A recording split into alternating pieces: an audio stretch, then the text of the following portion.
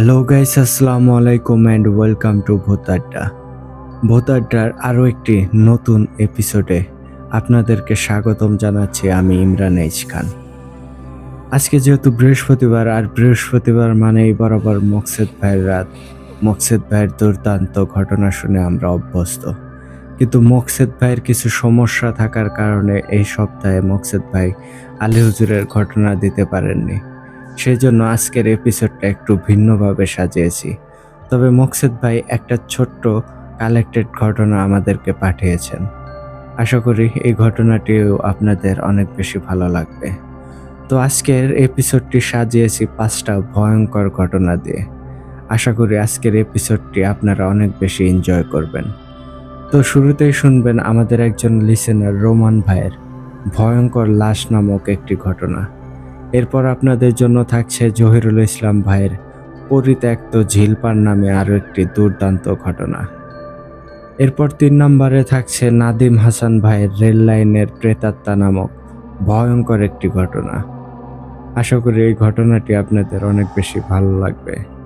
এরপর আপনাদের জন্য আমাদের এক লিসেনার ভাই একটি ঘটনা লিখে পাঠিয়েছেন, কিন্তু তিনি তার নাম প্রকাশে অনিচ্ছা প্রকাশ করেছেন।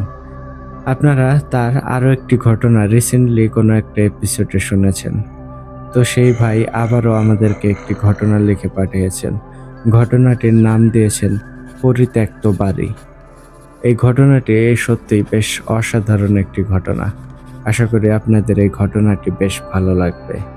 এরপর সর্বশেষ 5 নম্বরে আপনাদের জন্য থাকছে মকসেদ ভাইয়ের লাশের আক্রমণ নামক একটি দুর্দান্ত ভয়ঙ্কর ঘটনা। আশা করি সব মিলে আজকের এপিসোডটা একদম উড়ে যাবে। তো মূল ঘটনায় যাওয়ার আগে আপনাদেরকে বলতে চাই, আপনারা যারা এখনও আমাদের চ্যানেলটিকে সাবস্ক্রাইব করেননি তারা দ্রুত সাবস্ক্রাইব করে ফেলুন এবং পাশে থাকা অল অপশনটি সিলেক্ট করে রাখুন, যাতে করে এর পরবর্তী সকল আপডেট সবার আগে আপনার কাছে পৌঁছে যায়। আর আপনারাও যদি আমাদেরকে ঘটনা পাঠাতে চান, সেই ক্ষেত্রে আপনাদের কাছে 2টি ওয়ে আছে।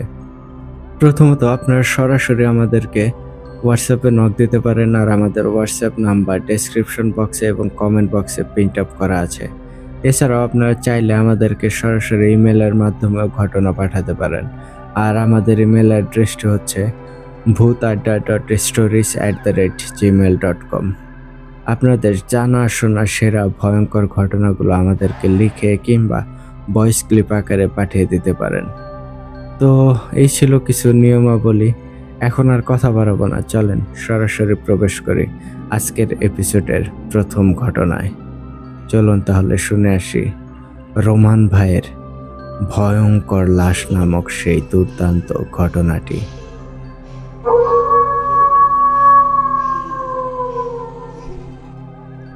ঘটনাটি আমাকে ঠিক যেইভাবে লিখে পাঠিয়েছেন, আমি ঠিক সেভাবেই আপনাদের মাঝে উপস্থাপন করার চেষ্টা করছি। আসসালামু আলাইকুম ইমরান ভাই ও ভূত আড্ডার সকল লিসেনার। আশা করি আপনারা সবাই ভালো আছেন। আল্লাহর অশেষ রহমতে আমিও ভালো আছি। আমি ভূত আড্ডার একজন নতুন লিসেনার। 39 নাম্বার এপিসোড থেকে আমি ভূত আড্ডার সাথে আছি। আমি নিয়মিত ভূত আড্ডার গল্পগুলো শুনি। গল্পগুলো আমার কাছে খুবই ভালো লাগে। বিশেষ করে আব্বাস হুজুর, ইয়াসিন হুজুর, আলী হুজুর, ল্যাংড়া কবিরাজের ঘটনাগুলো বেশি ভালো লাগে।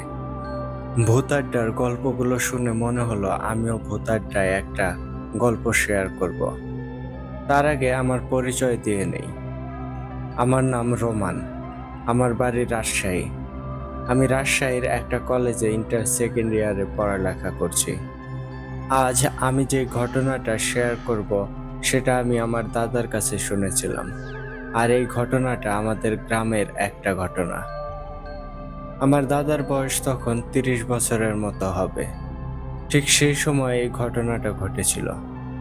ঘটনাটা মূলত অনেকজনের সাথে ঘটেছিল, তাই এখানে অনেকজনের নাম আসবে। আমার লেখালেখির তেমন অভ্যাস নেই, তারপরও আমি সুন্দর করে গুছিয়ে লেখার চেষ্টা করব। যদি কোনো ভুল ভ্রান্তি হয় তাহলে আপনি কষ্ট করে পড়বেন ভাই, আর আমার ঘটনাটা শেয়ার করবেন। ঘটনাটা শেয়ার করলে আমি অনেক খুশি হব। ইমরান ভাই, আমি ঘটনাটা আমার দাদার মতো করেই বলছি। অনেক বছর আগের কথা। তখন আমাদের এই গ্রাম এতটা উন্নতি হয়নি। আমাদের গ্রামে কারো বাড়িতেই কারেন্ট ছিল না। আমাদের গ্রামে প্রচুর গাছপালা আর জঙ্গল ছিল। গ্রামের সব বাড়িতেই গরু ছাগল ছিল। আমাদের গ্রামের শেষ দিকে ছিল আমাদের কবরস্থান। কবরস্থানের সাথেই আমাদের মসজিদ ছিল। কবরস্থানের কাছে 3টা বাড়ি ছিল। কবরস্থানের আশপাশে ফসলি জমি, আর সেই কবরস্থান নিয়েই মুরব্বীদের মুখে অনেক ভয়ানক ভয়ানক কথা শুনেছি। কবরস্থানে নাকি একটা কাফনে মোড়ানো লাশ ঘুরে বেড়াতো। অনেক মানুষ নাকি দিনের বেলাতেও সেই লাশটা দেখেছে। কবরস্থানের কাছে যে 3টা বাড়ি ছিল, সেই বাড়ির সবাই নাকি সেই সাদা কাফনে মোড়ানো লাশটা দেখেছে। আমাদের গ্রামের জলিল মিয়া, তার বয়স তখন 40 বছরের মতো ছিল। কবরস্থানের কাছেই তার জমি ছিল। একদিন ভর দুপুর বেলায় জলিল তার জমিতে কাজ করছিল। মাঠে তখন তেমন মানুষ ছিল না। জলিলের পানি পিপাসা লাগে। জলিল কবরস্থানের মসজিদে যায় পানি আনতে। তখন কবরস্থানের আশেপাশে কোনো মানুষ ছিল না। জলিল পানি আনতে টিউবওয়েলের কাছে যায়। জলিল সরাসরি টিউবওয়েল থেকে পানি খায়। পানি খাওয়া শেষ করে জলিল যখন চলে আসবে, তখনই ঘটে যায় ভয়াবহ একটা ঘটনা। কি মনে করে জলিলের চোখ যায় কবরস্থানের দিকে। কবরস্থানের ভিতরে বড় একটা কদম গাছ ছিল। জলিল সেই কদম গাছের দিকে তাকাতেই ভয়ে জলিলের শরীর ঠান্ডা বরফের মতো হয়ে যায়। জলিল দেখতে পায় সেই কদম গাছে একটা সাদা কাফনে মোড়ানো লাশ বসে আছে। লাশটার মুখ বের হয়ে আছে। মুখটা পুরোপুরি সাদা হয়ে আছে, আর চোখের নিচে কালো কালো দাগ দেখা যাচ্ছে। চোখের মাঝে কোনো মনি নেই, পুরো চোখটাই সাদা। জলিল এমন ভয়ঙ্কর দৃশ্য দেখে ভয়ে এক দৌড়ে পাশের থাকা বাড়িতে চলে যায়। সেই বাড়িতে গিয়েই জলিল মাথা ঘুরে পড়ে যায়। বাড়ির মানুষ জলিলকে চিনত। পরে জলিলের মাথায় পানি ঢালা হয়। জলিল একটু শান্ত হয়। তারপর জলিল বলে সে কবরস্থানের ভেতরে কি দেখেছে। তখন সেই বাড়ির 2জন লোক কবরস্থানের ভেতরে এসে দেখে কোথাও কিছুই নেই। আসলে এই বিষয়ে সবাই জানতো, তাই এই বিষয়ে আর কেউ কথা বাড়ায়নি। জলিলকে ধরে তার বাড়িতে নিয়ে যায়। এর এক রাতে মনির সাথে একটা ঘটনা ঘটে। মনি আমার বন্ধু। মনিও মাঠে কাজ করত। একদিন কাজ শেষ করতে করতে সন্ধ্যা হয়ে যায়। মাগরিবের আজান হয়ে গেছে, বেশ কিছুক্ষণ হলো। চারিদিকে অন্ধকার নেমে গেছে। মনি কাজ শেষ করে কবরস্থানের পাশ দিয়ে আসছিল। তখনই মসজিদে মাগরিবের নামাজ হচ্ছে। মনি গোরস্থানের কাছে আসতেই দেখে একটা কবর থেকে একটা লাশ বের হয়ে আছে। তখন কবরস্থানের কোনো পাঁচিল ছিল না। কবরস্থানের চারদিকেই ফাঁকা ছিল। দূর থেকে কবরস্থানের ভেতরে সব দেখা যেত। অন্ধকার হওয়ায় মনি ভাবে হয়তো ভুল কিছু দেখেছে। কিন্তু একটু পরেই মনি দেখে সেই কবরের উপরে কেউ বসে আছে। তার শরীরে সাদা কাপড়। হঠাৎ করেই সে মনির দিকে ঘুরে তাকায়। মনি তখন স্পষ্ট দেখতে পায় কাফনে মোড়ানো একটা লাশ তার দিকেই অপলক দৃষ্টিতে তাকিয়ে আছে। লাশটার মুখটা খোলা। লাশের চেহারাটা দেখতে খুবই ভয়ঙ্কর। মুখ থেকে যেন মাংস খসে পড়ে যাবে এমন একটা অবস্থা। আর তার চোখের জায়গায় 2টা বড় বড় গর্ত। সেই লাশটা হঠাৎ দাঁড়িয়ে যায় আর মনির দিকে আসতে শুরু করে। মনি দেখতে পায় লাশটা ভেসে ভেসে তার দিকেই আসছে। মনি এটা দেখে ভয়ে একটা চিৎকার দিয়ে দৌড় দেয়। চিৎকার করতে করতে মনি বাড়িতে চলে যায়। বাড়িতে গিয়ে মনি ভয়ঙ্কর ঘটনার কথা বলে। পরে মনিকে ঝাড়ফুঁক দেওয়া হয়। এমনভাবে অনেক মানুষ সেই কাফনে মোড়ানো লাশটাকে দেখেছে। এবার আসি আর একটা ঘটনায়। কবরস্থানের পাশে যেই বাড়ি আছে, সেই বাড়ির ঘটনা এটা। সেই বাড়িতে সালেহা বেগম নামের একজন থাকতো। সালেহা বেগমের 3 ছেলে আর 2 মেয়ে। ছেলে মেয়ে সবাই বড় হয়ে গেছে। ছেলে মেয়ে সবারই বিয়ে হয়ে গেছে। সময়টা রমজান মাসের। সালেহা বেগম সেহরি রান্না করার জন্য ওঠেন। রান্নাঘরটা একটু দূরে ছিল। সালেহা বেগম ঘুম থেকে উঠে রান্নাঘরে যায়, কিন্তু রান্নাঘরে গিয়ে সালেহা বেগম ভয়ানক দৃশ্য দেখতে পায়। সালেহা বেগম দেখতে পায় একটা সাদা কাফনে মোড়ানো লাশ রান্নাঘরে শুয়ে আছে। সালেহা বেগম আগে থেকেই জানতো এসব বিষয়ে, তাই তেমন ভয় না পেয়ে সালেহা বেগম ঘরে চলে যায়। কিছু সময় পর সালেহা বেগম আবার রান্নাঘরে আসে, কিন্তু এবারে সে আরো ভয়ঙ্কর দৃশ্য দেখে। রান্নাঘরে সেই কাফনে মোড়ানো লাশটা এবার বসে আছে। লাশটার মাথা আর দুই হাত বের হয়ে আছে। মুখের জায়গায় জায়গায় মাংস নেই, আর চোখ দুইটা পুরো কালো। জিহ্বা অনেকখানি বের হয়ে আছে। লাশটা বসে একভাবে সালেহা বেগমের দিকে তাকিয়ে আছে। সালেহা বেগম ভয়ে চিৎকার দিয়ে ঘরে চলে যায়। তারপর বাড়ির মানুষ সালেহা বেগমকে চিৎকার করার কারণ জিজ্ঞাসা করে। সালেহা বেগম তখন সেই ভয়ঙ্কর দৃশ্যটার কথা বলে। আসলে কে কি বলবে, সবাই তো এই ঘটনার সাথে পরিচিত। এমনভাবে প্রতিনিয়তই এই ভয়ঙ্কর ঘটনাটা ঘটতে থাকে। একদিন সেই মসজিদের মুয়াজ্জিনের সাথে একটা ঘটনা ঘটে। মুয়াজ্জিন ফজরের আজান দেওয়ার জন্য মসজিদে যায়। মুয়াজ্জিন এসব ঘটনার কথা শুনলেও তিনি কখনো সামনাসামনি দেখেননি। আর মুয়াজ্জিনের বয়স ছিল অনেক। তিনি গ্রামের মানুষ, তাই তেমন ভয়ভীতি তার মধ্যে নেই। মুয়াজ্জিন আজান দেওয়ার জন্য মসজিদে যায়। মুয়াজ্জিন বাড়ি থেকে ওযু করে মসজিদে যায়। মুয়াজ্জিন মসজিদের ভেতরে চলে যায়। আজানের সময় হতে তখনও কিছু সময় বাকি। মুয়াজ্জিন মসজিদ ঝাড়ু দেয়। মসজিদের বারান্দায় একটা খাটিয়া রাখা ছিল। এখনো কিন্তু অনেক মসজিদের বারান্দায় খাটিয়া রাখা থাকে। মুয়াজ্জিন তখন মসজিদের ভেতর ঝাড়ু দিচ্ছিল, তখন মুয়াজ্জিনের নাম ধরে কেউ একজন ডাক দেয়। মুয়াজ্জিন ডাকটা শুনে মসজিদের বারান্দায় আসে, কিন্তু কাউকে দেখতে পায় না। মুয়াজ্জিন আবার মসজিদ ঝাড়ু দিতে থাকে। তখন আবার তাকে কেউ ডাক দেয়। মুয়াজ্জিন আবারও বারান্দায় আসে, কিন্তু এবারও কাউকে দেখা যাচ্ছে না। মুয়াজ্জিন এবার একটু ভয় পায়। মুয়াজ্জিন যখন মসজিদের ভেতরে যাবেন, তখন আবার তিনি ডাকটা শুনতে পান। মুয়াজ্জিনের মনে হলো বারান্দা থেকেই সেই ডাকটা আসছে, আর ডাকটা তার খুব কাছ থেকে আসছে। হঠাৎই মুয়াজ্জিনের চোখ চলে যায় খাটিয়ার দিকে। সেদিকে চোখ যেতেই মুয়াজ্জিন ভয়ে দূরে সরে যায়।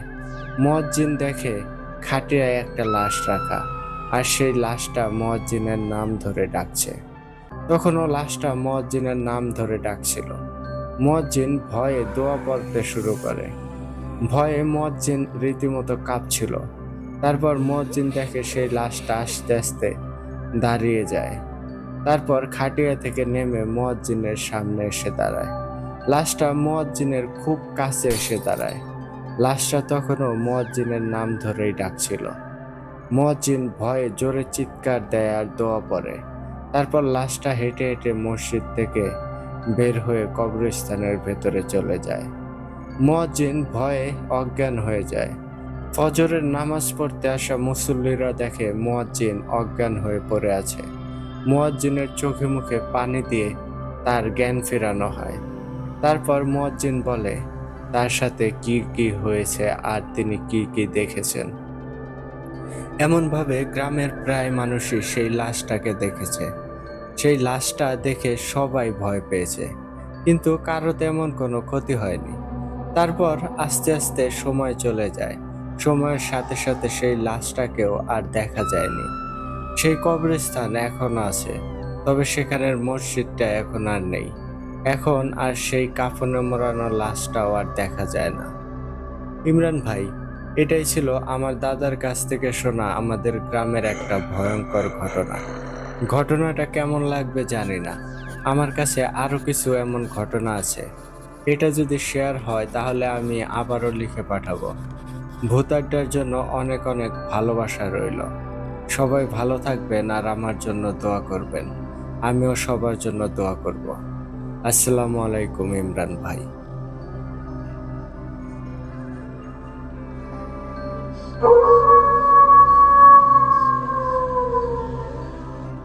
ধন্যবাদ রোমান ভাই, এত সুন্দর অসাধারণ একটি ঘটনা আমাদেরকে লিখে পাঠানোর জন্য। সত্যিই ভাই, ঘটনাটি যদিও বেশ ছোট্ট একটি ঘটনা, তবে ভাই এর মধ্যে অনেক অনেক বেশি ডার্কনেস ছিল। মানে খণ্ড খণ্ড ঘটনাগুলো মিলে রীতিমতো শরীরের লোমগুলো দাঁড় করিয়ে দিচ্ছিল ভাই। অনেক সুন্দর একটা ঘটনা ছিল ভাই। আপনার এরপরে কিন্তু আরো ঘটনা চাই। সত্যিই ভাই, অনেক সুন্দরভাবে গুছিয়ে লিখেছেন আপনি আপনার ঘটনাটি। আশা করি আমাদের শ্রোতা বন্ধুদেরও আপনার এই ঘটনাটি অনেক বেশি ভালো লাগবে। তো বন্ধুগণ, আপনারা কিন্তু অবশ্যই অবশ্যই কমেন্ট করে জানাবেন রোমান ভাইয়ের আজকের এই ঘটনাটি আপনাদের কাছে কেমন লেগেছে।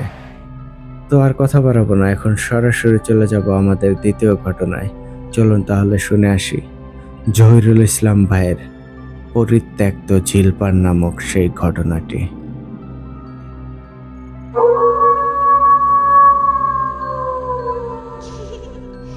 ঘটনাটি আমাকে ঠিক যেইভাবে লিখে পাঠিয়েছেন, আমি ঠিক সেভাবেই আপনাদেরকে পড়ে শোনানোর চেষ্টা করছি।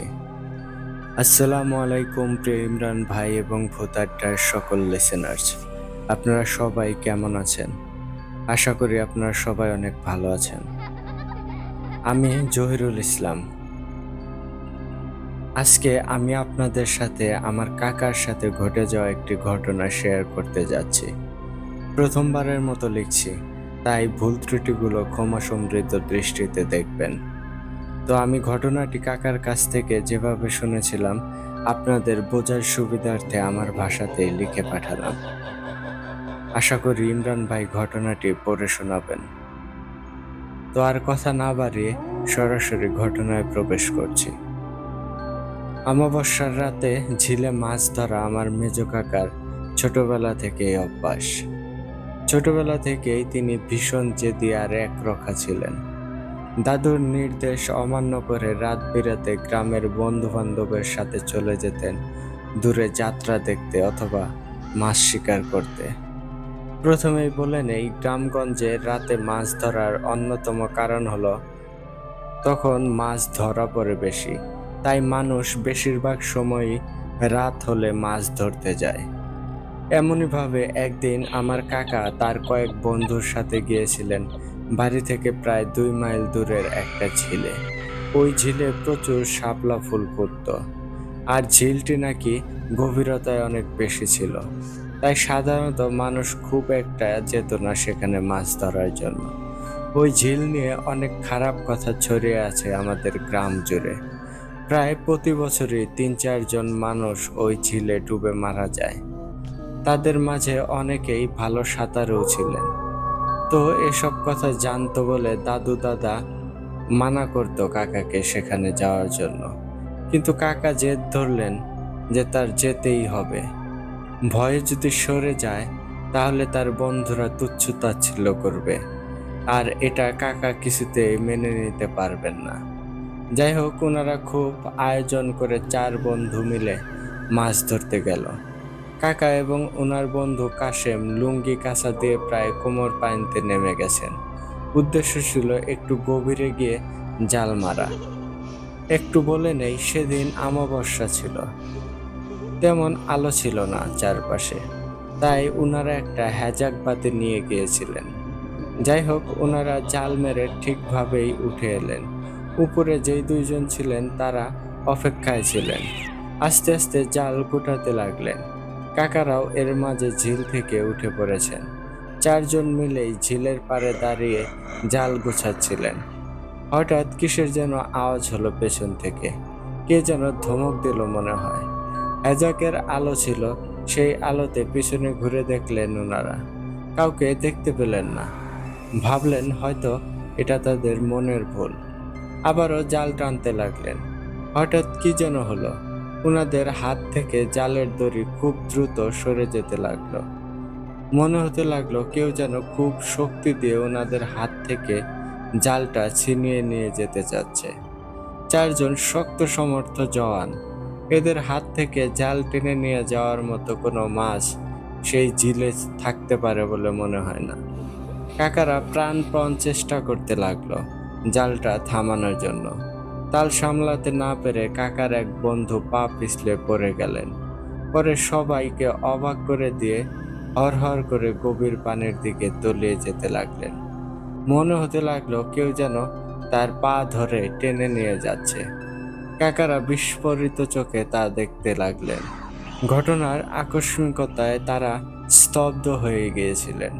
কাকার সেই বন্ধু বারবার পানির নিচে ডুবে যান, আর যখনই মাথা উপরে ওঠে তখনই চিৎকার করে সাহায্য করতে বলেন। কাকার বন্ধু হৈ হৈ করে পিছনের দিকে চলে যেতে লাগলেন। তারা ঝিল থেকে উপরে উঠে মাটির রাস্তায় দাঁড়িয়ে দেখছিলেন, কিন্তু কাকার মনে হয় বুদ্ধি জ্ঞান লোপ পেয়েছিল। উনি বিমোহিতর মতো সামনে আর গভীর পানির দিকে যেতে লাগলেন। পেছন থেকে কাকার বন্ধুরা চিৎকার করছিল, যাসনে, সামনে যাসনে। কিন্তু কাকা উনাদের কথা না শুনে এগিয়ে যাচ্ছিলেন। হঠাৎ কাকা আবিষ্কার করলেন ওনার পায়ের নিচে মাটিগুলো যেন থপ করে সরে গেল। দাঁড়ানো অবস্থায় ছিলেন, কিন্তু ক্ষণিকের মধ্যে পানিতে ডুবে গেলেন কাকা। হঠাৎ অনুভব করলেন কে যেন পানির নিচে টানছে তাকে। খুব শক্তি তার প্রতিপক্ষের। একে তো পানির নিচে, তার উপর টান সামলাতে পারলেন না কাকা। ডুবতে লাগলেন। নাক দিয়ে মুখ দিয়ে পানি ঢুকতে লাগলেন। ফুসফুসের জমা করা বাতাসগুলো বুদবুদের মতো বেরিয়ে গেল চিৎকারের সাথে। যেহেতু পানির নিচে, তাই কোনো আওয়াজও হলো না। আস্তে আস্তে দম যেতে লাগলো কাকার। শেষবারের মতো চেষ্টা করে সর্বশক্তি দিয়ে লাথি মারলেন নিচের দিকে। অনুভব করলেন কিছু একটার গায়ে ঠেকলো তার পাটা। অনেকটা মানুষের শরীরের মতো লাগলো। কাকার মনে হলো হয়তো পানির নিচে কেউ আছে যে তাকে নিচ থেকে টানছে। নিজেকে বাঁচানোর একটা তাগিদ ফিরে এলো। যদি পানির নিচের মানুষটার হাত থেকে নিজেকে রক্ষা করা যায় তাহলে হয়তো বেঁচে যাবেন। নিজের সর্বশক্তি দিয়ে একদিকে কাকা একটু ঝুঁকলেন। নিজের পায়ের কাছে হাত দিয়ে জোরে জোরে আঘাত করতে লাগলেন। এলোপাথারি কয়েকটা আঘাতের পর একটা গিয়ে লাগলো কারো মাংসপেশিতে। কাকার এক পা থেকে বাঁধন ছুটে গেল। কাকা এবার দ্বিগুণ উদ্যমে আবারও হাত চালালেন। কয়েকটা মারার পরে মনে হতে লাগলো হয়তো এ যাত্রায় বাঁচবেন না। ঠিক তখনই আর একটা ঘুষি গিয়ে লাগলো সেই মাংসপিণ্ডে। দ্বিতীয় পাওটাও মুক্ত হলো এবার। টর্নেডোর গতিতে উপরে উঠতে লাগলেন কাকা। ওনার হাতটা শরীরের পাশে ছিল। হঠাৎ হাতে তীব্র ব্যথা অনুভব করলেন কাকা। মনে হলো যেন ধারালো কিছু একটা বসিয়ে দিল ওনার হাতে। কোনো মতে উপরে উঠলেন কাকা। উপরে ওনার বন্ধুরা বন্ধুর বিপদ দেখে ঝুঁকি নিয়ে ঝিলে নেমে পড়েছিল। কাকাকে দেখেই ওনাকে টেনে নিয়ে চললেন রাস্তার দিকে। জ্ঞান হারালেন কাকা। পরদিন সকালে কাকার জ্ঞান ফিরে আসে। এরপর একটানা ২৬ দিন উনি জ্বরে ভোগেন। এরপর আস্তে আস্তে সুস্থ হতে থাকেন। কাকা সেই বন্ধুটিকে পরে আর খুঁজে পাওয়া যায়নি। ঝিলটি তন্ন তন্ন করে খুঁজেও কোথাও পায়নি গ্রামের লোকেরা। আমার কাকার হাতে সেই তীব্র ব্যথাটি কিসের ছিল জানা যায়নি। তবে মানুষ কামড় দিলে যেমন হয় তেমন একটা দাগ পড়ে যায় কাকার হাতে। সেই হাত তিনি আর ব্যবহার করতে পারেননি পরে। এমনকি এখন পর্যন্ত উনি একটা হাত নাড়াতে পারেন না। তো ইমরান ভাই, এই ছিল আমার কাকার সাথে ঘটে যাওয়া একটা ঘটনা। আশা করি আপনি এই ঘটনাটি সুন্দর করে শ্রোতা বন্ধুদের উদ্দেশ্যে পড়ে শোনাবেন। তো আবারও আমি আপনাদের জন্য ঘটনা লিখব। আর আজকের ঘটনাটি আপনাদের কেমন লাগলো অবশ্যই কমেন্ট করে জানাবেন।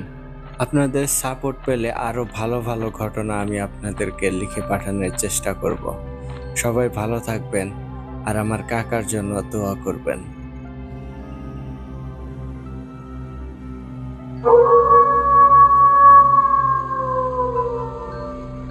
ধন্যবাদ জহিরুল ইসলাম ভাই, এত সুন্দর আর এত ইউনিক একটা ঘটনা আমাদেরকে পাঠিয়ে দেওয়ার জন্য। সত্যি ভাই, ঘটনাটি বেশ দুর্দান্ত একটা ঘটনা ছিল। মানে গ্রাম অঞ্চলে যে এত এত ভয়ঙ্কর ঘটনা লুকিয়ে আছে না, আপনাদের লেখার মাধ্যমেই সেটা আরো বেশ ভালোভাবে বোঝা যায়। সত্যি ভাই, ঘটনাটা বেশ সুন্দর ছিল। আশা করি আমাদের শ্রোতা বন্ধুদেরও আপনার এই ঘটনাটি অনেক বেশি ভালো লেগেছে। তো জহিরুল ইসলাম ভাই, আপনার পরবর্তী ঘটনার অপেক্ষায় রইলাম। জলদি পাঠিয়ে দিন আপনার জানাশোনা এরকম আরো ভয়ঙ্কর ঘটনাগুলো। আর বন্ধুগণ, আপনারা কিন্তু অবশ্যই কমেন্ট করে জানাবেন জহিরুল ইসলাম ভাইয়ের এই ঘটনাটি আপনাদের কাছে কেমন লেগেছে। তো এখন সরাসরি চলে যাচ্ছে আজকের এপিসোডের তৃতীয় ঘটনায়। চলুন তাহলে শুনে আসি নাদিম হাসান ভাইয়ের রেল লাইনের প্রেতাত্মা নামক সেই দুর্দান্ত ঘটনাটি।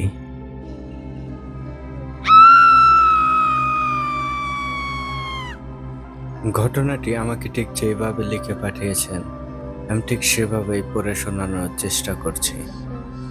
আসসালামু আলাইকুম প্রিয় ইমরান ভাই এবং ভোতারটার সকল শ্রোতাবৃন্দ। আমি নাদিম হাসান। আমি আজকে শেয়ার করব আমার বন্ধু শিপনের সাথে ঘটে যাওয়া একটি সত্যি ঘটনা।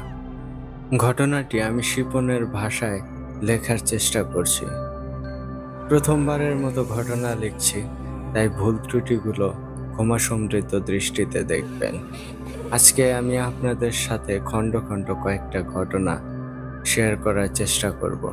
আশা করি আপনাদের অনেক ভালো লাগবে। তো আর কথা না বাড়িয়ে এখন সরাসরি চলে যাচ্ছি মূল ঘটনায়। 7-8 বছর আগের ঘটনা। আমরা তখন চট্টগ্রামের পুরনো রেল স্টেশনের পাশে থাকতাম। আমি তখন পুরো মাদকাসক্ত ছিলাম। প্রতিদিন রাতে বন্ধুদের সাথে রেল লাইনে আড্ডা দিয়ে বিভিন্ন মাদক দ্রব্য খেতাম। আমাদের পছন্দের আড্ডা দেওয়ার জায়গাটা ছিল 2 রেল লাইনের মাঝ বরাবর। মানে আমাদের ডান পাশেই ট্রেন চলাচল করত। জায়গাটা পুরো অন্ধকার ছিল, ঝোপঝাড় গাছপালায় ভরা ছিল। স্টেশন গার্ড ছাড়া দিনের বেলায় কেউ সাহস করতো না ওইখানে যেতে। সবাই ওই জায়গাটাকে কিছুটা ভয় পেত, বলতো ওখানে নাকি অনেক মানুষ মারা গেছে ট্রেনে কাটা পড়ে। আমরা ওসব পাত্তা দিতাম না, বরং আমাদের জন্য সুবিধাই হতো। মাঝে মধ্যে দিনেও সেখানে নেশা করতাম। একদিন রাতে আমরা 4 বন্ধু মিলে নেশা করে ওখানে ঘাসের উপরে শুয়েছিলাম। চাঁদের আলো ছিল, তাই ভালো লাগছিল। 4 জনই মোটামুটি মাতাল অবস্থায় ছিলাম। আমার হালকা চোখ বুজে আসতেই হঠাৎ একটি কান্নার শব্দ শুনতে পেলাম। আমি উঠে দেখলাম আমাদের থেকে প্রায় 30 হাত দূরে ছোট্ট একটি বাচ্চা রেল লাইনের উপরে শুয়ে আছে আর কান্না করছে। আমি এই দৃশ্য দেখে ভয় পেয়ে গেলাম। আশেপাশে কোনো ঘরবাড়ি নেই, তাহলে এই বাচ্চাটা এখানে আসবে কি করে? তারপর আমি বন্ধুদেরকে ডাকলাম, কিন্তু আমার বন্ধুরা উঠল না। ঘড়ি দেখলাম, তখন বাজে রাত 3:40। প্রায় 20 মিনিট ধরে বাচ্চার কান্নার শব্দ শুনতে পেলাম। শব্দ বন্ধ হওয়ার পর বন্ধুদের জাগিয়ে সব খুলে বললাম। তারা বিশ্বাস করল না, বলল হয়তো বিড়াল টিড়াল হবে। আমিও বিষয়টাকে পাত্তা দিলাম না। তারপর প্রতিদিনকার মতো সবাই ফজরের আজানের 1 ঘন্টা আগে বাসায় চলে গেলাম। বিষয়টাকে পাত্তা না দেওয়াটাই ছিল আমার জীবনের মস্ত বড় একটা ভুল। কারণ এরপর দিন আমার জীবনে যে ভয়াবহ ঘটনাটা ঘটেছিল, তা হয়তো আমার প্রাণটাই কেড়ে নিত আর ছিন্ন ভিন্ন করে দিত আমার এই দেহ। ঠিক এর পরের দিন আমরা 4 জন মিলে আবারও সেখানে আড্ডা দেই। কার্ড খেলার পর আমরা প্রচুর পরিমাণে ড্রিঙ্কস করি। তারপর আমরা আগের মতোই ওখানে শুয়ে পড়ি। ঠিক রাত 3টার দিকে বন্ধুরা আমাকে জাগিয়ে তুলল। বলল তাদের নাকি শরীর খারাপ লাগছে, 2 জন বমিও করেছে। তারা আমাকে বাসায় চলে যেতে বলল। তারাও চলে যাচ্ছে, কিন্তু ড্রিঙ্কস বেশি করাতে আমারও পুরো মাথা ব্যথা এবং ঝিম ধরেছিল। আমি ঘুমের ঘরে তাদের যেতে বললাম, কিন্তু ফ্রেন্ডরা আমাকে বারবার জাগিয়ে তুলতে লাগলো আর আমি বিরক্ত হয়ে তাদের যেতে বললাম আর শুয়ে পড়লাম। তারাও বিরক্ত হয়ে একটা সময় চলে গেল। তারা যাওয়ার কিছুক্ষণ পর হঠাৎ আমার ঘুম ভাঙলো একটি মেয়ের কান্নার শব্দ শুনে। উঠে তাকিয়ে দেখলাম চাঁদের আলোতে একটি মেয়ে রেল লাইনের উপরে হাঁটু গেড়ে বসে আছে। জোরে জোরে কান্না করছে সেই মেয়েটি। গতকাল ছোট বাচ্চাটা যেখানে ছিল ঠিক ওই জায়গাতেই মেয়েটা বসে আছে। মেয়েটা এত জোরে কান্না করছিল যে মনে হচ্ছিল কেউ তাকে মারছে। আমি ঘুম থেকে উঠে এই মেয়েকে দেখে কিছুটা ভয় পেয়ে যাই। পরে ভাবলাম হয়তো রেল স্টেশনের পাগল টাগল হবে। সাহস করে এই কেরে বলে কয়েকবার ডাক দিলাম, কিন্তু কোনো রিপ্লাই পেলাম না। মেয়েটা কেঁদেই চলেছে। আমি বিরক্ত হয়ে লাইন থেকে একটি শিল পাথর নিয়ে তার দিকে ছুঁড়ে দিলাম। পাথরটা মেয়েটার পাশে পড়তেই কান্নার শব্দ থেমে গেল। তারপর মেয়েটা আমার দিকে তাকালো। তার চেহারাটা ঠিক বুঝে ওঠার আগেই সে রেল লাইন থেকে হেঁটে পাশের ঝোপের ভেতরে চলে গেল। আমি ঘড়ি দেখলাম ঠিক রাত 4টা বাজে। বাসার দিকে চলে যাব ভেবে আমি উঠতে লাগলাম, কিন্তু আমি উঠতে পারছিলাম না। মারাত্মক ব্যথা করছিল ঘাড়ে। অনেক কষ্টে উঠে দাঁড়ালাম, কিন্তু শরীর নাড়াতে পারছি না। খুব বাজে একটা গন্ধ নাকে লাগতেছিল। হঠাৎ আবিষ্কার করলাম কে যেন আমার ঘাড়ে বসে আছে। তার 2টা পা আমার গলার 2 পাশ দিয়ে এসে ঝুলছে এবং 2 হাত দিয়ে সে আমার মাথার চুল ধরে টানছে আর মুখে খামচি দিচ্ছে। আমি চিৎকার করতে থাকি আর হাত দিয়ে নিজের মুখমণ্ডল বাঁচাতে প্রাণপণ চেষ্টা করি। এভাবে প্রায় কতক্ষণ কেটে যায়, কখন বেহুশ হয়ে গেছি বলতে পারবো না। হুঁশ ফেরার পর নিজেকে বাসার বিছানায় দেখলাম। পরে আম্মু আব্বু বসে আছে। তারা আমাকে জিজ্ঞেস করলো, কিরে, কি হয়েছিল? তোর মুখে কাটলো কিভাবে? আমি সব খুলে বললাম আর জানতে চাইলাম আমাকে এখানে কে নিয়ে এসেছে। তখন আব্বু বলল, এলাকার কিছু আঙ্কেল স্টেশনের পাশের মসজিদে নামাজ পড়তে যান। তারা লাইন ধরে হেঁটে আসছিলেন। হঠাৎ দূর থেকে লাইনের উপরে আমাকে দেখে।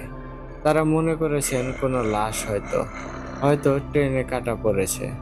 কিন্তু কাছে আসার পর আমাকে জীবিত দেখতে পেয়ে তারা হাসপাতালে নিয়ে যান। এর মাঝে আমাকে স্টেশন গার্ড দেখে চিনতে পেরে আমার বন্ধুকে ব্যাপারটা জানায়। তারপর আমার বন্ধুরা আমার বাবাকে ইনফর্ম করে। আব্বু গিয়ে আমাকে হাসপাতাল থেকে নিয়ে আসেন।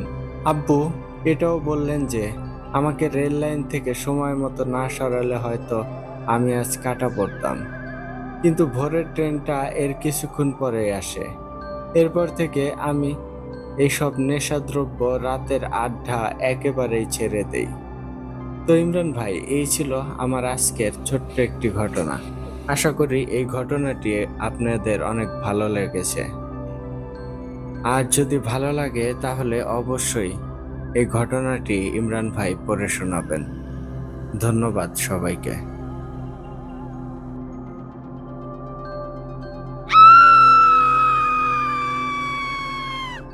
ধন্যবাদ নাদিম হাসান ভাই এত সুন্দর একটা ঘটনা আমাদেরকে দেওয়ার জন্য।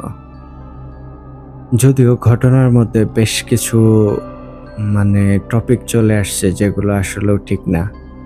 আমি সবাইকেই সাজেস্ট করব সবাই এইরকম নেশাদ্রব্য থেকে দূরে থাকুন, সেটাই আমাদের জন্য ভালো।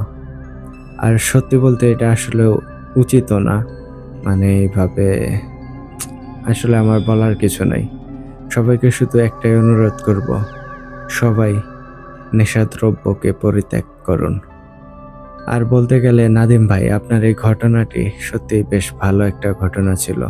খুব স্ক্যারি একটা ঘটনা ছিল। আমার পার্সোনালি খুব ভালো লেগেছে। আপনার আরও ভয়ঙ্কর ঘটনা থাকলে আমাদেরকে ভাই লিখে পাঠাবেন। আপনার ঘটনাগুলো অবশ্যই আমরা প্রকাশ করার চেষ্টা করব। তো বন্ধুগণ, আপনারা কিন্তু অবশ্যই কমেন্ট করে জানাবেন নাদিম হাসান ভাইয়ের এই ঘটনাটি আপনাদের কাছে কেমন লেগেছে। তো এখন আর কথা বাড়াবো না, সরাসরি চলে যাব আজকের এপিসোডের 4 নম্বর ঘটনায়। যে ঘটনাটি আমাদের এক শ্রোতা বন্ধু লিখে পাঠিয়েছেন, কিন্তু তার নাম প্রকাশ করছেন না। ঘটনার নাম পরিত্যক্ত বাড়ি। চলুন তাহলে শুনে আসি ঘটনাটি।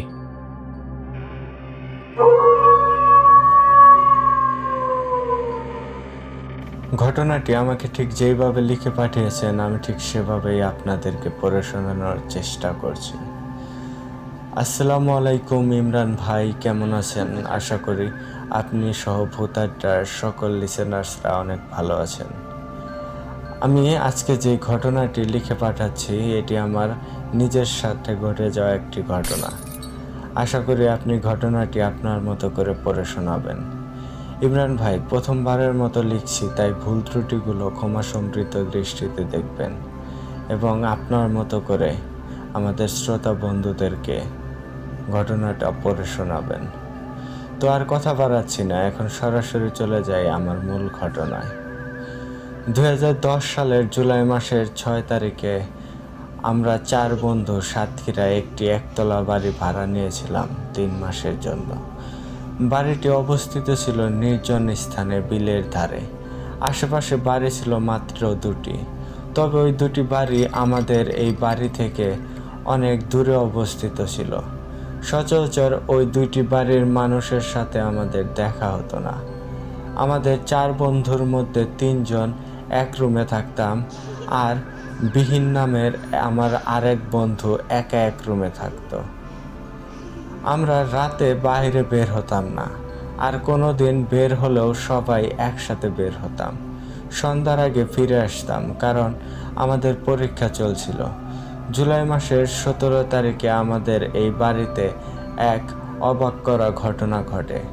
রাত আনুমানিক 2:30 দিকে আমাদের দরজায় আঘাতের শব্দ হচ্ছিল খুব জোরে জোরে। আমাদের 3 বন্ধুর ঘুম ভেঙে যায়। আমরা তড়িঘড়ি করে দরজা খুলে দেখি বিহীন ঘর্মাক্ত অবস্থায় আমাদের দরজার সামনে দাঁড়িয়ে আছে। ওর সারা শরীর কাঁপছে, চোখ মুখ লাল হয়ে গেছে, মুখে কোনো কথা নেই। দরজা খুলতেই আমাদের রুমের ভিতরে ঢুকে মেঝের উপরে ধরাম দিয়ে পড়ে গেল বিহীন। আমরা সবাই ভয় পেয়ে গেলাম। বিহীন অচেতন অবস্থায় পড়ে আছে, চোখে মুখে পানি ছিটাতে লাগলাম আমরা। সাথে সাথে বাড়ির মালিককে ফোন দিলাম। কিছুক্ষণের মধ্যে বাড়ির মালিকও চলে আসলো। বাড়ির মালিকের সাথে স্থানীয় মসজিদের এক ইমাম ছিল। আমরা 3 বন্ধু বুঝতে পারছিলাম না বাড়ির মালিকের সাথে ইমাম সাহেব কেন। ইমাম বিহীনের চোখে মুখে বিড়বিড় করে কী সব পরে ফু দিল, চোখে মুখে পানির ছিটা দিল। মিনিট 5 পরে বিহীন তাকালো, কিন্তু তখন ওর চোখে মুখে আমরা একটা ভয়ের চিহ্ন দেখতে পাচ্ছিলাম। ওর যে কি হলো আমরা কিছুই বুঝতে পারছিলাম না। ইমাম সাহেব ও বাড়ির মালিক বিহীনকে আমাদের রুমে রাখতে বলল। ওই দিন সারা রাত আমাদের চোখে ঘুম ছিল না, উৎকণ্ঠার মধ্যে রাত কাটাচ্ছিলাম। আমরা 3 বন্ধু পরের দিন সকালে বিহীনের কাছ থেকে ঘটনাটি জানার চেষ্টা করলাম। ঘটনাটি শুনে আমরা সবাই অনেক বেশি অবাক হয়ে গিয়েছিলাম। গায়ের লোমগুলো কাটা দিয়ে উঠছিল আমাদের। রাতে আড্ডা শেষ করে বিহীন ওর রুমে চলে গিয়েছিল। ঘুমাতে যাওয়ার আগে বিহীন জানালা বন্ধ করে, কিন্তু রাত 2:20 দিকে বিকট এক শব্দে বিহীনের ঘুম ভেঙে যায়। ঘুম ভাঙতেই জানালার দিকে চোখ যায় ওর। প্রথমে অবাক হয় বিহীন, কারণ ঘুমানোর আগে তো সে জানালা বন্ধ করেছিল, কিন্তু জানালা খুলল কিভাবে। কিছু না ভেবেই আবার জানালা বন্ধ করতে উঠে যায় সে, কিন্তু জানালা বন্ধ করতে যেয়েই ঘটে বিপত্তি। বাইরে তাকাতেই সে দেখে একজন লোক বাইরে মাটির উপর হয়ে বসে আছে। শুধু পেছন থেকে দেখা যাচ্ছে যে একজন মানুষ, পুরুষ কি মহিলা বোঝা যাচ্ছিল না।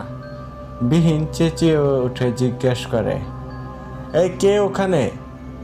তখন লোকটি উঠে দাঁড়ায়। লোকটি উঠে দাঁড়াতেই বিহীনের চোখ আমরা হয়ে যায়, নিথর হয়ে যায় বিহীনের সারা শরীর। বিহীন যে কতটা ভয় পেয়েছিল তখন সে আমাদের সাথে কথাগুলো বলার সময় আমরা বুঝতে পেরেছিলাম, কারণ তখনও বিহীন প্রচণ্ড ঘামছিল। লোকটি বিহীনের দিকে এগিয়ে আসছিল আস্তে আস্তে, আর লোকটি যখন এগিয়ে আসছিল তখন বিহীন দেখল যে লোকটির কোনো মাথা নেই, শুধু শরীর আছে, আর তার দিকেই এগিয়ে আসছে। বিহীন তখন বেসামাল অবস্থায় ঘরের আলো জ্বালায় আর দরজা খুলে আমাদের দরজায় নক করে। ঘটনাটি শুনে কোনো কিছুই আবিষ্কার করতে পারছিলাম না, কারণ আমরা ভূত পেতে বিশ্বাস করতাম না। এই ঘটনার পর থেকে রাতে বাড়ির ছাদে শিলবাটার শব্দ হতো। কখনো দূর থেকে ভেসে আসতো মেয়ে কণ্ঠের হাসি, কখনো মুমূর্ষ রোগীর আর্তনাদ, আবার কখনো বা পায়ের ঘুঙুরের শব্দ। কিন্তু এসব কিছুতেই আমরা কর্ণপাত করতাম না। সেপ্টেম্বর মাসের 3 তারিখে আবারও একটি কাহিনী ঘটে আমাদের ওই বাড়িতে। ওই দিনও কাহিনীটি ছিল বিহিনকে নিয়েই। বিহিন বিকেলবেলায় কিছু কেনাকাটার জন্য শহরের উদ্দেশ্যে বের হয়। ওই দিন সন্ধ্যায় আমরা 3 জন পড়ছিলাম। হঠাৎ করে বিদ্যুৎ চলে যায়। তখন আমরা 3 জন গল্প করছিলাম অন্ধকারে। কিছুক্ষণ পর বিহিনের গলা শোনা যায়, হাবিব, হাবিব, গেটটা খোল। তখন হাবিব যে চাবি নিয়ে যায় বারান্দার গেট খুলতে।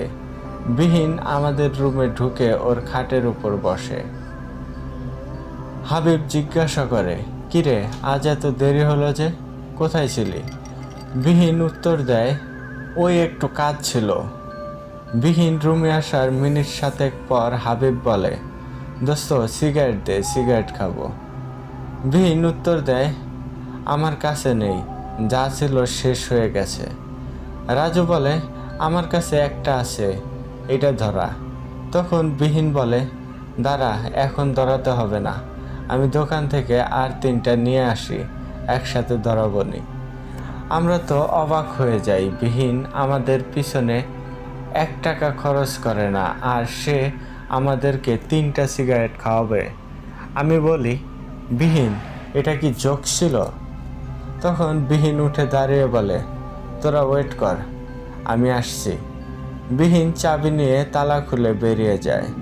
বিহিন আসবে ভেবে আমরা আর গেট লক করিনি। বিহিন বেরিয়ে যাওয়ার পরপরই বিদ্যুৎ চলে আসে। মিনিট 20 পরেও বিহিন আসে না। কিন্তু আমাদের ওই বাড়ি থেকে মুদি দোকানে যেতে আসতে বড় জোর 10 মিনিট সময় লাগবে। আসছে না দেখে আমরা গেট লক করে দেই। ওকে নিয়ে না ভেবে আমরা আবার পড়তে বসি। কিছুক্ষণ পর বিহিনের ফোন আসে আমার ফোনে। বিহিন বলে, দোস্ত, আমি তো অ্যাক্সিডেন্ট করেছি। তখন আমি বলি, কোথায়? তখন বিহিন বলে, শহরের ভেতরে মোটরসাইকেলের সাথে। তখন আমি বলি, তুই আবার শহরে গেলি কখন? তখন বিহিন জবাবে বলে, কেন, তুই কি পাগল? বিকেলে তো তোদের সামনে দিয়ে আসলাম। কি বলিস? তুই তো সিগারেট আনার নাম করে বেরিয়ে গেলি, মিনিট 20 হলো, এখন বলছিস শহরে। বিষয়টি আমাদের কাছে ঘোলাটে লাগছিল। আমরা সবাই বিহিনকে আনার জন্য বাড়িতে তালা লাগিয়ে বেরিয়ে পড়ি। হাসপাতালে গিয়ে সব কিছু বলি বিহিনের সাথে। বিহিন সব কিছু শুনে অবাক হয়। তখন আমাদের মনে একটি ভীতি ঢুকে যায়। ওই দিন রাতে আমরা হাসপাতালেই থাকি। পরের দিন স্থানীয় মসজিদের ওই হুজুরের কাছে বিষয়টি খুলে বলি। তখন সে আমাদের কাছে ওই বাড়ির সম্পর্কে একটি ঘটনা খুলে বলে। সে বলে, তোমাদের সাথে প্রতিনিয়ত যে ঘটনাগুলি ঘটছে সেটি নতুন কিছু নয়। এর আগেও এই বাড়িতে 3 বার ভাড়া হয়েছে, কিন্তু তারাও এরকম ঘটনার সম্মুখীন হয়েছে, পরে বিদায় নিয়ে বাড়ি ছেড়েছে। এই বাড়িটি সলেমান নামের এক ভদ্রলোক প্রথম ভাড়া নেন। তারা স্বামী স্ত্রী 2 জন। বাড়িটি ভাড়া নেওয়ার 4 মাসের মাথায় সলেমান নামের ওই লোক তার স্ত্রীকে মেরে ফ্যানের সাথে টাঙিয়ে রেখে পালিয়ে যায়। তারপর থেকে যারা ওই বাড়িটি ভাড়া নিয়েছে তারা বিভিন্ন সমস্যার কারণে বাড়িটিতে বেশি দিন থাকতে পারে না। তো এরপর হুজুর আমাদেরকে কিছু পানি পড়া দেন এবং সবাইকে একটা করে তাবিজ দেন, আর বলে দেন এই তাবিজগুলো যেন আমরা টানা 21 দিন পরিধান করি, আর যত তাড়াতাড়ি সম্ভব ওই বাড়িটা যেন ছেড়ে দেই। তারপর হুজুরের কথা মতো আমরা টানা 21 দিন সেই তাবিজ আমাদের শরীরে পরিধান করেছিলাম, আর ওই বাড়িটি তার পরবর্তী মাসেই আমরা ছেড়ে দেই। এরপর আর কখনো সেখানে যাওয়া হয়নি, আর জানাও হয়নি সেই বাড়িটিতে কি এখনো সেই ঘটনাগুলো ঘটে। তো এই ছিল আমার ঘটনা। আশা করি ইমরান ভাই আপনি পড়ে শোনাবেন। আর লিসেনার ভাইদের বলবো, আপনাদের কাছে আমার এই ঘটনাটি কেমন লাগলো অবশ্যই কমেন্ট করে জানাবেন। প্রথমবারের মতো লিখছি, তাই ভুল ত্রুটি হতেই পারে। দয়া করে ক্ষমা সমৃদ্ধ দৃষ্টিতে দেখবেন। সবাই ভালো থাকবেন। আবারও লিখে পাঠাবো নতুন কোনো ঘটনা। আল্লাহ হাফেজ।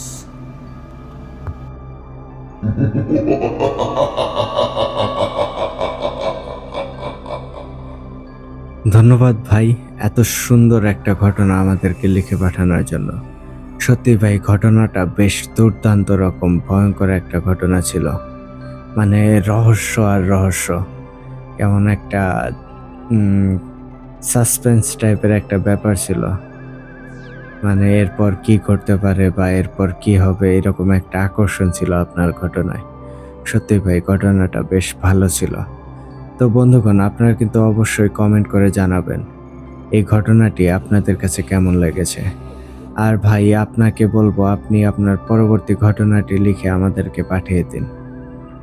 তো বন্ধুগণ, এখন আর কথা বাড়াবো না, এখন সরাসরি চলে যাব ওয়ান অ্যান্ড অনলি আমাদের মকসেদ ভাইয়ের আজকের ঘটনাটিতে। চলুন তাহলে শুনে আসি মকসেদ ভাইয়ের লাশের আক্রমণ নামক সেই দুর্দান্ত ঘটনাটি।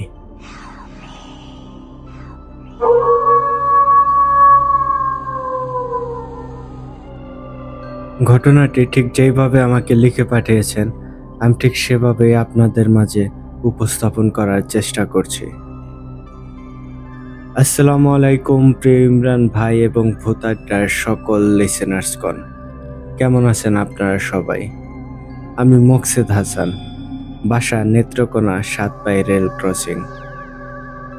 আজকে আমি আপনাদের মাঝে আলী হুজুর না, একটি ছোট্ট কালেক্টেড স্টোরি নিয়ে হাজির হয়েছি। আমার কিছু সমস্যার কারণে আমি এখন আলী হুজুরের ঘটনা লিখতে পারছি না। ইনশাল্লাহ আগামী সপ্তাহে আপনাদেরকে আলী হুজুরের একটি দুর্দান্ত ঘটনা শোনাবো। তো আজকে আমি যেই ঘটনাটি আপনাদের সাথে শেয়ার করতে যাচ্ছি, এই ঘটনাটি শুনেছিলাম আমার এক বন্ধুর কাছ থেকে। বন্ধুর দুঃসম্পর্কের মামার সাথে এই ঘটনাটি ঘটে। আমার বন্ধু আমাকে যেভাবে ঘটনাটি বলেছিল, আমি ঠিক তার ভাষাতেই আজকে ঘটনাটি লেখার চেষ্টা করছি। ভুল ত্রুটিগুলো ক্ষমা সমৃদ্ধ দৃষ্টিতে দেখবেন। তো আমার বন্ধু যেইভাবে বলেছে ঠিক সেভাবেই তুলে ধরলাম। আশা করি এই ঘটনাটি আপনাদের অনেক ভালো লাগবে। বলছে আমার বন্ধু। আজ যে ঘটনাটা বলবো তা আমার এক দুঃসম্পর্কের মামার সাথে ঘটেছিল। তিনি আমাদের নানা বাড়ির পেছনের বাড়িতে থাকতেন এবং পেশায় একজন সারেং ছিলেন। তার নাম আলী। ঘটনাটি তার মুখেই শুনেছি। আমার নানা বাড়ি যাওয়ার পথে গোমতী নদী পড়ে এবং এই নদীর দাউদকান্দি ব্রিজে অবস্থিত। আলী মামা নদীতে ট্রলার চালান। একবার তিনি একটা লাশ নিয়ে বায়না পেয়েছিলেন। লাশের সাথে দুইজন লোক ছিল, যাদের শরীর সম্পূর্ণ সাদা কাপড়ে ঢাকা ছিল। চেহারা এতটা দেখা যাচ্ছিল না। ওই লোকেদের গ্রাম মামার গ্রামের আগে হওয়ার দরুন মামা ভাড়া নিতে রাজি হলেন, কারণ মামা ওই গ্রামের পাশ দিয়েই যাবেন। তখন সন্ধ্যার সময়, সন্ধ্যা 6টার পর কোনো ট্রলার এই পথে আসে না। দাউদকান্দি ঘাট থেকে ওই গ্রামে পৌঁছাতে প্রায় ৪৫ মিনিটের মতো সময় লাগার কথা। মামার বাড়ি আসার পথে প্রতিদিন নৌকা করে আসেন। তিনি ওই লাশ এবং ওই দুইজনকে তার ট্রলারে উঠালেন এবং রওনা দিলেন। আধা ঘন্টা ট্রলার চলল। হঠাৎ মামা একটা ভয়ঙ্কর ব্যাপার লক্ষ্য করলেন। লাশটা নৌকার ভেতর বসে আছে এবং দুজন লোকের সাথে নিচু গলায় কথাও বলছে। ভয়ে মামা যেন জমে গেলেন, কিন্তু তিনি সাহস রেখে ট্রলার চালাতে লাগলেন। ওই গ্রামের ঘাট আসার পর মামা নৌকা ভিড়ালেন। তারপর কোনো মতে তিনি নৌকা থেকে লাফ দিয়ে নেমে দৌড় লাগালেন। তিনি বুঝতে পারলেন কিছু একটা তাকে ধরার জন্য দৌড়ে আসছে তার পিছনে। তিনি পেছনে না তাকিয়ে প্রাণপণে দৌড়াতে লাগলেন। একটা সময় আর সহ্য করতে না পেরে অজ্ঞান হয়ে পড়ে যান। জ্ঞান ফেরার পর তিনি নিজেকে তার বাড়িতে আবিষ্কার করলেন। বাড়ির সবাই তার কাছে ঘটনাটা জানতে চাইলে তিনি সব খুলে বললেন। এও জানতে চাইলেন যে তাকে বাড়িতে আনা হলো কিভাবে। মামার বাবা জানালেন তিনি বাড়িতে না আসার কারণে তার কাকা তাকে খুঁজতে বের হয়। ওই গ্রামের ঘাটে ট্রলারটা খালি অবস্থায় পাওয়া যায় এবং কিছুক্ষণ খোঁজার পর তাকে একটা কবরস্থানের সামনে অজ্ঞান অবস্থায় দেখতে পেয়ে কাকা তাকে বাড়িতে নিয়ে আসেন। আলী মামা এরপর থেকে আর একা একা সন্ধ্যা বা রাতে নৌকা চালাতেন না। খোঁজ নিয়ে জানা যায় ওই গ্রামে কেউ মারা যায়নি এবং কোনো লাশও কেউ কবর দিতে দেখেনি। তো ইমরান ভাই, এই ছিল আজকের ঘটনা। ঘটনাটি যদিও খুব ছোট, আশা করি আপনি আপনার মতো করে ঘটনাটি দর্শক শ্রোতা ভাইদের উদ্দেশ্যে পড়ে শোনাবেন। আলী হুজুরের ঘটনা না দিতে পারার কারণে আমি আবারও আমার শ্রোতা বন্ধুদের কাছে দুঃখ প্রকাশ করছি। আগামী সপ্তাহে ইনশাল্লাহ আমি আলী হুজুরের একটা দুর্দান্ত ঘটনা আপনাদেরকে উপহার দেব।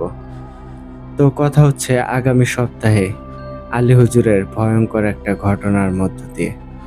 সবাই ভালো থাকবেন, সুস্থ থাকবেন আর ভূত আড্ডার সাথেই থাকবেন।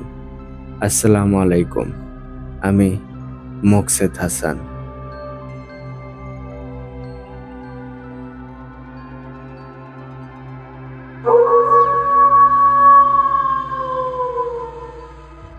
এই মোকসেদ ভাই, ধন্যবাদ ভাই এত সুন্দর একটা ঘটনা আমাদেরকে দেওয়ার জন্য। সত্যিই ভাই, ঘটনাটা বেশ অন্যরকম একটা ঘটনা ছিল। গ্রাম্য অঞ্চলের ঘটনাগুলো এমনিতেই খুব বেশি স্পেশাল হয়। মানে এই ঘটনাগুলোর মধ্যে কেমন একটা প্রাণশক্তি থাকে। পড়লেই কেমন যেন একটা পরিতৃপ্তি পাওয়া যায় এই ঘটনাগুলো শুনলে। তো ধন্যবাদ ভাই এত সুন্দর একটা ঘটনা আমাদেরকে লিখে পাঠানোর জন্য। আর অবশ্যই কামনা করি মোকসেদ ভাই খুব তাড়াতাড়ি আমাদের মধ্যে আগের ফর্মে আবারও ফিরে আসবেন। তো বন্ধুগণ, আপনারা কিন্তু অবশ্যই কমেন্ট করে জানাবেন মোকসেদ ভাইয়ের এই ঘটনাটি আপনাদের কাছে কেমন লেগেছে। আপনাদের এক একটা কমেন্ট আমাদের কিন্তু লেখক ভাইদের অনেক বেশি অনুপ্রাণিত করে নতুন ঘটনা লেখার ক্ষেত্রে। আর শুধু মোকসেদ ভাই না, আজকের সবগুলো ঘটনা আপনাদের কাছে কোন ঘটনাটা ভালো লাগলো, কোনটা বেশি ভালো লাগলো বা কোনটা ভালো লাগলো না, সবটাই আমাদেরকে কমেন্ট করে জানাবেন। আপনাদের পছন্দ অনুযায়ী আমরা ঘটনা প্রকাশ করার চেষ্টা করব। তো এই ছিল আজকের আয়োজন। চলে যাওয়ার আগে আবারও আপনাদেরকে বলতে চাই, আপনারা যারা এখনও আমাদের চ্যানেলটিকে সাবস্ক্রাইব করেননি, খুব দ্রুত সাবস্ক্রাইব করে পাশে থাকা অল অপশনটি সিলেক্ট করে রাখুন। আর আপনারা যদি আমাদেরকে ঘটনা পাঠাতে চান, সেক্ষেত্রে আমাদের ডেসক্রিপশন বক্সে এবং কমেন্ট বক্সে প্রিন্ট আপ করে থাকা আমাদের ইমেল অ্যাড্রেস এবং হোয়াটসঅ্যাপ নাম্বারে আপনাদের জানাশোনা সেরা ভয়ঙ্কর ঘটনাগুলো আমাদেরকে পাঠিয়ে দিন। আপনাদের ঘটনার অপেক্ষায় রইলাম। তো এই ছিল আজকের আয়োজন। আশা করি আজকের রাতটা আপনাদের অনেক বেশি ভালো কাটছে এবং আগামীতেও যারা এই ঘটনাগুলো শুনবেন তাদেরও কাটবে। তো আমি ইমরান এইচ খান আজকের মতো এখানে বিদায় নিচ্ছি। কথা হচ্ছে আগামী এপিসোডে নতুন কোনো ভয়ঙ্কর ঘটনা নিয়ে। টিল দেন সবাই ভালো থাকুন, সুস্থ থাকুন। আসসালামু আলাইকুম।